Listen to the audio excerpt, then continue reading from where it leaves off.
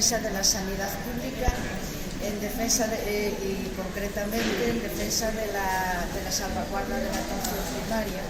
Desde hace años y a partir de los recortes la situación ha ido empeorando y cada vez más nos encontramos tanto en pediatría. En pediatría es más inmediato, que no hay gente para sustituirnos ni para reemplazarnos.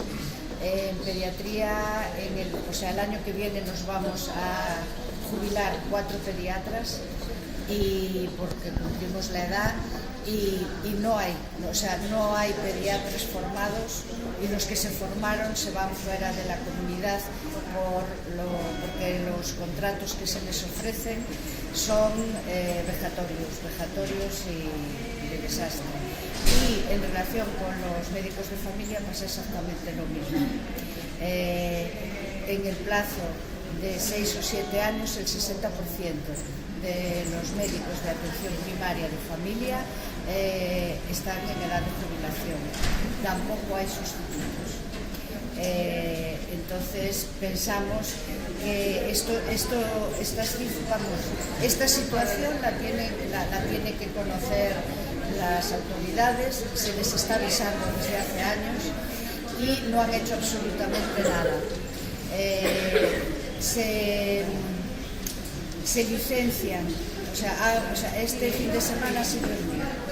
Se han presentado 6.000 y pico médicos y solo hay plazas para la mitad.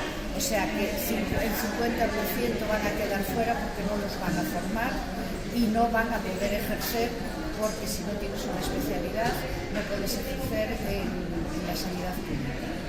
Teóricamente, porque dada la situación de falta de gente, pues se están contratando a médicos sin especialidad. En otras comunidades y probablemente aquí pues también.